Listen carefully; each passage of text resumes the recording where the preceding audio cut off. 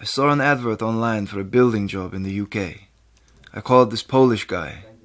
He told me it would cost £400 but promised regular work as soon as we arrived. He said he would sort out somewhere to live with the other men I would be working with. I was happy and optimistic. I had lost my job in Poland and had no money. I was told I could pay for my transport and accommodation out of my first month's wages. It looked like a chance for a new life. I was driven to the UK in a minibus with some other people and dropped off outside the accommodation. I came to the UK 3 years ago looking for work. I got some occasional shifts as a cleaner, but I wanted a permanent job with a regular pay. A friend told me he knew someone who could find work for me in a salad packing factory, and he gave me a number to call. I called the number. It was a Lithuanian man. He said the work was guaranteed. I transferred £300 to him, and he told me to contact a lady at a recruitment agency who would organize the work for me. I started temporary work at the factory through the recruitment agency, and things were better. Even though I wasn't earning a lot of money, I finally had a routine and some stability in my life. A man picked me up in a BMW, took me to a house and told me I could stay there, but I would need to pay a £250 deposit for the rent. I had no money, so he said he would add it to what I owed him for transport. He took my passport and identity card to complete the paperwork for my job. I lived with some other men who had also come over to find work. The house was overcrowded with dirty mattresses and sheets. It didn't feel safe. The job I was promised didn't exist. I wasn't given work for 6 weeks.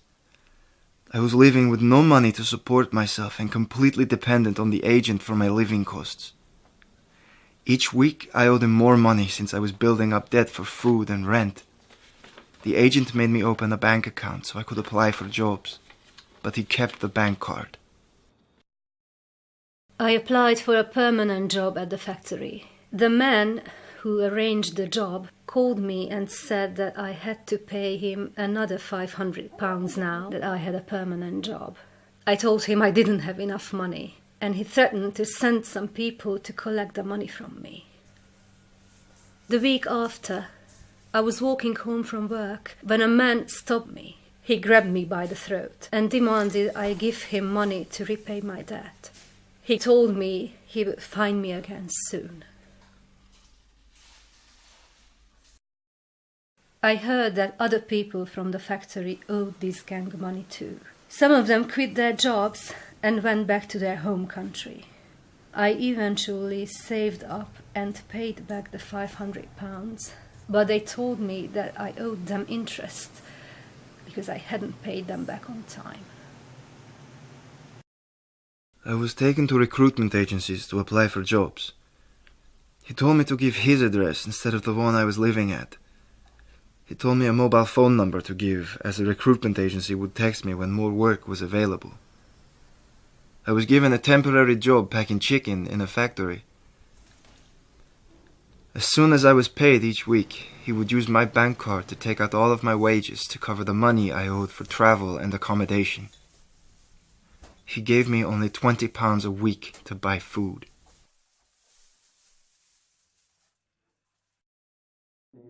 I felt constantly threatened by him. Once, when I had been given only 3 days' work, he got angry and punched me in the face, leaving me with a black eye. I felt ashamed that I had got myself into this situation, but there was no one I could turn to for help. He had total control of my life, and I didn't think I would ever get out of the debt I was in. At the weekend I went to do my shopping with a friend, and we were attacked by the gang. I was pushed around, and my friend tried to argue with them.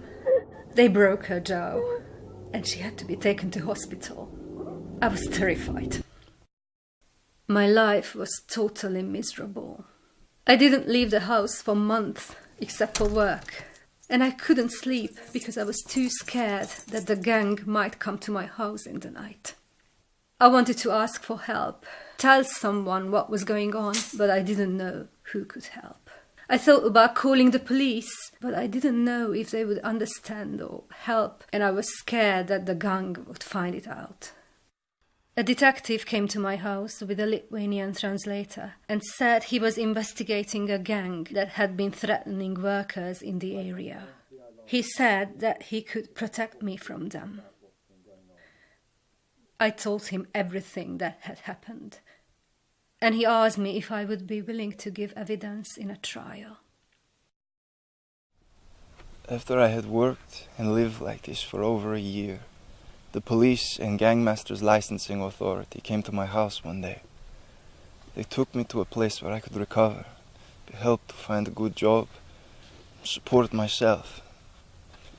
This is all I ever wanted. 4 men were arrested from the gang. And later I found out that there were dozens of workers at the factory who had been threatened by this gang. The police found new homes to those who had been badly hurt, and they also arranged protection for their families in Lithuania. I'm all right now, working a new job here for a good agency. But I've been through a tough time. When I look back at everything that's happened, I realize how easy it is to get trapped in a really bad situation. I should never have paid for a job that I didn't know existed. I should never have paid for a job. This is not legal in the UK. I should never have given away my passport and identity card. By then, it was already too late. I should never have got into debt with someone I didn't know or trust. I was stuck in debt to him, and he controlled my bank account. I was afraid that he would attack me if I did anything wrong. I know there are still many more people who are trapped like I was. If my story sounds like yours, or someone you know, please be aware there are several ways to get help and to get out of this position. Don't get trapped like I was. And if you know anyone who is, contact the Gangmasters Licensing Authority or Migrant Help. Anything you say will be kept confidential. If you are being threatened, or you think you are in immediate danger, please call the police by dialing 999. Don't suffer in silence.